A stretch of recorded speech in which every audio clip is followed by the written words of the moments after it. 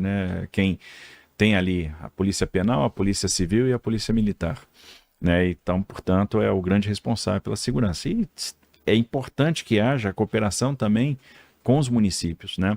Porque hoje, quanto mais integrado os sistemas estiverem, melhor a coisa funciona. É, a gente tem uma parceria grande, por exemplo, com o município de São Paulo. Eles fizeram um investimento potente no Smart Sampa, que é um sistema de câmeras Sim, inteligentes. o Nunes esteve falando isso sexta-feira E agora. esse negócio funciona, é bom, bom. Né, um custo aí para o município, um custo que o município está arcando. Eles instalaram já 15 mil câmeras, serão 20 mil até o final do ano. Em que Eles têm regiões?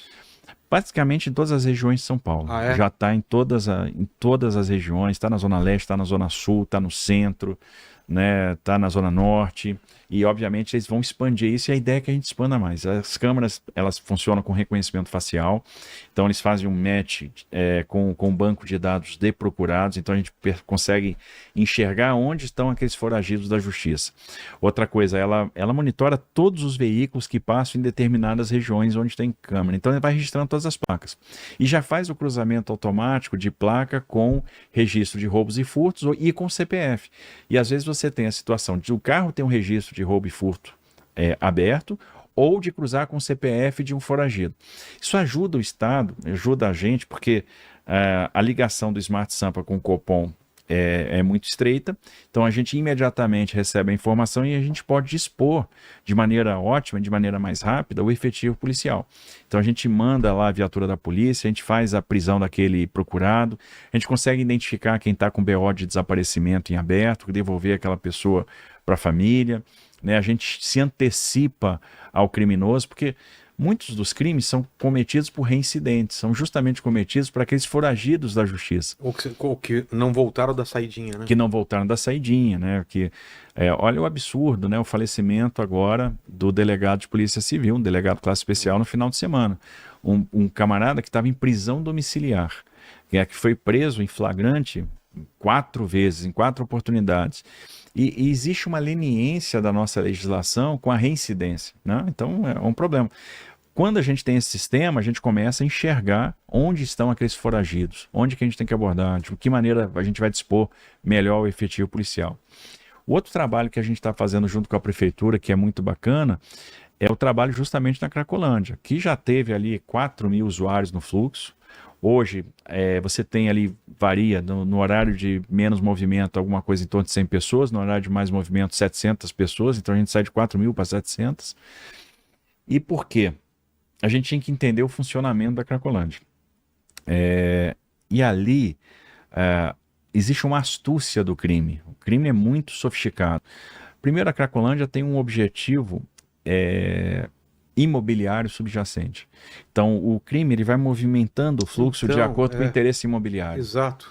Eles são muito espertos. Então, Desvaloriza. eles desvalorizam os imóveis, eles compram os imóveis, eles desenvolvem atividades fake para lavar o dinheiro do tráfico internacional de drogas. Então, por exemplo, quando a gente começa a perceber isso, a gente começa a ir para cima do ferro velho, da reciclagem, da pousada, do hotel. Vem cá, quem são os proprietários desses hotéis? Então tem hotel que está no nome do cara que é a sintonia final do crime organizado.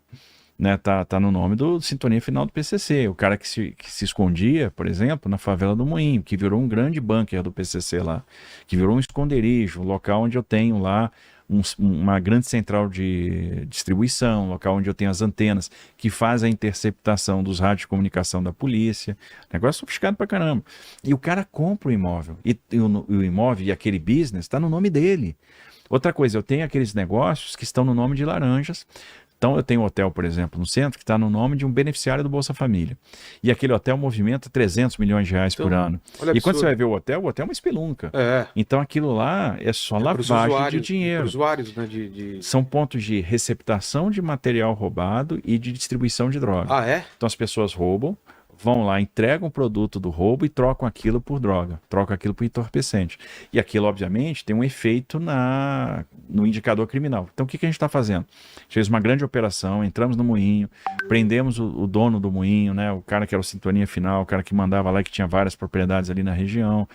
a gente lacrou, fechou uma série desses estabelecimentos, nós vamos desapropriar todos esses imóveis, vamos pedir o perdimento na justiça, mas esses processos são demorados, então a gente entra com uma emissão na posse, faz o depósito em juízo e deixa a justiça depois decidir o perdimento, até para que esse dinheiro da desapropriação não vá para a mão do traficante. Ou seja, se a gente conseguir o perdimento, a gente safou esse dinheiro. E aí nós vamos botar abaixo esses imóveis que não têm serventia nenhuma e retrofitar aqueles que têm serventia para transformá-los em outros equipamentos, como, por exemplo, habitação de interesse social. A gente está adquirindo agora 5.000 imóveis de habitação de interesse social, né, dentro do nosso programa de habitação, no centro da cidade, que é justamente para desmobilizar algumas aglomerações que a gente tem, que são irregulares e que servem de esconderijo para o crime, para entregar imóveis para as pessoas, que as pessoas são escravizadas, elas querem o teto, elas querem moradia. E a resolução da Cracolândia passa por uma aliança de política pública. Então eu preciso ter a política de saúde funcionando, junto com a política de assistência social, junto com a política de habitação, junto com a política de segurança e investimento no centro. Por isso, o projeto do novo centro administrativo do Estado de São Paulo. Então, a gente fez o concurso público de arquitetura, a gente já tem um projeto vencedor, a gente vai fazer agora a licitação o leilão desse conjunto arquitetônico ano que vem, ou seja, nós vamos condensar a administração pública do Estado de São Paulo no centro, no Campos Elíseos. Qual é a vantagem disso? Bom, primeiro, para o Estado sai muito mais barato. Hoje eu tenho administração dispersa em 60 prédios, ela ocupa mais de 800 mil metros quadrados diários. Eu vou condensar tudo e vou ocupar o que eu preciso, que são 230 mil metros quadrados diários. Fica todo mundo num lugar só, eu aumento a eficiência, eu aumento a velocidade de resposta. Os nossos servidores vão trabalhar num prédio muito mais moderno, muito mais amigável, né? É uma espécie de Faria Lima no centro da cidade agora. Agora, o grande efeito é a reordenação urbana, porque no final a gente está investindo quase 5 bilhões de reais no centro, na região onde é a Cracolândia. E o que eu estou dizendo para a iniciativa privada? Olha, nós, Estado de São Paulo, acreditamos. Nós estamos botando 5 bi aqui, vocês têm que acreditar também. Então, quem não olhava terreno no centro hoje já está olhando. Porque o cara já está pensando o seguinte, puxa, Lá vai ter frente eu vou... 22 mil servidores públicos trabalhando aqui. Sabe que eu sonho com esse centro pulsante Vai voltar. de turismo, porque você vai em todo lugar, o centro é onde você fica, os hotéis, Exato. restaurantes bons, e esse centro é tão bonito, é tão... Cara, eu gosto tanto de andar pelo centro. Só que você fica com medo de andar à noite. Né? Imagina você poder andar a pé, Claro. ter turista lá, ter E vai acontecer, porque restaurante. esse centro ele foi ficando degradado pela ação do crime. É. A gente vai reestabelecer, nós vamos expulsar o crime. Nós não vamos permitir Muito que o crime prédio se estabeleça. Então, abandonado. primeiro, esse sistema forte de vigilância. Tem aquele prédio do INSS até hoje está abandonado, na 9 de Abandonado, julho, foi né? invadido, né? Foi invadido, é. Foi invadido, um negócio horroroso. Então, o que acontece? A gente, primeiro, vai cuidar do centro, vai cuidar da segurança, tem o Smart Sampa lá, parceria com a prefeitura, que está funcionando bem. A gente está botando mais efetivo policial, então a gente já trouxe lá a 2ª Companhia do 7º Batalhão, a gente botou lá uma companhia de ROCAM, a gente botou lá uma companhia de Força Tática. Agora nós estamos colocando as bases comunitárias, serão 9 ao todo. Cada base comunitária com uma guarnição com 16 homens, 2 viaturas, que é justamente, né, mobilidade, viatura circulando. Então, Smart Sampa, Copom, essa ligação, então, e viatura ali rodando o tempo todo para a gente rapidamente atender as ocorrências, o investimento do centro administrativo, aí o cuidado com saúde, então a gente está ampliando as vagas para o atendimento das pessoas, dos dependentes químicos. Uma coisa interessante, a gente começou a mapear quem estava na Cracolândia, então quem frequenta o fluxo. São quantos hoje em dia? 900? Então, de 100 a 700. Ah, né? é? Então, quando está no horário de pico, tem em torno de 700 pessoas lá. E a gente foi identificando uma por uma. Cada operação policial que a gente fazia, a gente identificava todo mundo e nós fomos montando um banco de dados. Porque se eu não entendo quem está lá, eu não consigo resolver o problema. Porque cada pessoa ali tem uma história diferente. Exatamente. Tem gente que perdeu o emprego, tem gente que está sem família, tem gente que... Lá tem gente com boletim de ocorrência de desaparecimento Tem em gente aberto. de 5 anos, o Nunes está falando, tem gente há 10 15. anos lá. Tem Hã? 15. De 15 anos. Tem gente de 15 anos lá. Cara, Então, tem esse cara de 15 anos, ele quem precisa que é esse de uma cara, abordagem. normalmente? Ele é o cara que Foi abandonado? O que é? brigou com a família, ele é o cara que teve um problema familiar grande, é o cara que saiu do emprego, é o cara que é o desalentado, que acabou se entregando à dependência química, encontrou no centro uma área ali onde ele sobrevive, né? Porque ele sabe onde ele vai ter a comida quando ele está com fome, ele sabe onde é que vai ter o cobertor quando ele está com frio, ele sabe qual é o pronto-socorro que ele vai quando ele estiver doente, então de certa forma ele consegue sobreviver ali, está desesperançado e acabou se estabelecendo ali e aquilo virou a vida dele. Esse cara precisa ser resgatado. Agora, a abordagem para esse cara que está há 15 anos é diferente da abordagem daquele cara, por exemplo, que é egresso do sistema prisional, está em regime de progressão de pena, descumprindo o que a justiça determinou. 60% do efetivo da Cracolândia é este perfil. São egressos do sistema prisional que estão descumprindo o que a justiça determinou e estão em regime de progressão. E tem coisas, a gente tem conversado com o presidente do Tribunal de Justiça, por exemplo, que estimulam esse comportamento. Por exemplo, o cara sai do sistema prisional e aí ele mora na Zona Leste, na Zona Sul, etc. Quando ele tem que fazer a prova de vida dele, ele tem que ir lá para o Fórum da Barra Funda para fazer a prova de vida. Ele já não volta. Ele fica no centro, aí ele vai praticar um crime, ele vai buscar a droga. Ou seja, eu tenho que desestimular esse cara de voltar para o crime ou voltar para a droga. Naquele momento, por exemplo, que ele vai para a prova de vida. Então eu posso descentralizar essa atividade. Eu posso usar os 32 Descomplicas que a Prefeitura de São Paulo abriu. Eu posso usar os poupa-tempos do governo do estado.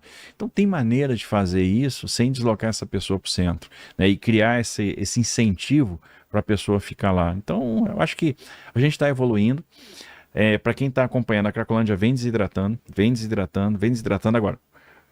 A gente precisa de uma abordagem sistêmica, multidisciplinar e constante, porque não adianta vir com uma solução abrupta. Não vai dar certo. O tratamento compulsório, né? Internação compulsória eu até acho legal. Assim, para aquela pessoa que não tem perspectiva, ela não tem mais a perna para se tratar. Autorização da família E ela precisa de alguém para cuidar dela. Né? Alguém tem que ver, puxa, essa pessoa está se consumindo, essa pessoa vai morrer. Por si própria ela não vai sair. Por si própria ela não vai sair. Então, neste momento, a gente precisa ajudá-la. Mas é o que eu falo, cada caso é um caso. Tem a pessoa que não precisa do tratamento de saúde, mas não precisa ser internado compulsoriamente. Tem aquele que precisa voltar para o sistema prisional, tem aquele que precisa da internação compulsória. Cada história ali é uma. E a gente está conversando bastante com a Defensoria Pública, com o Ministério Público, com o Tribunal de Justiça, para anunciar cada passo que a gente vai dar. Porque se todos os órgãos estiverem remando na mesma direção, a gente resolve. Porque é um erro achar que a questão da Cracolândia é uma responsabilidade do Estado.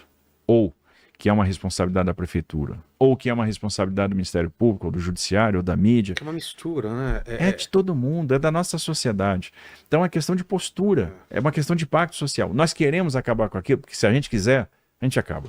Eu também acho. Eu acho que tem muita gente que lucra com isso, tem muito interesse em crime organizado, algumas ONGs, tem muita gente que não faz tanta questão que acabe ou que acabe de vez. O crime é interessantíssimo manter aquilo lá, porque é o que joga o preço de imóvel para baixo, é o que permite...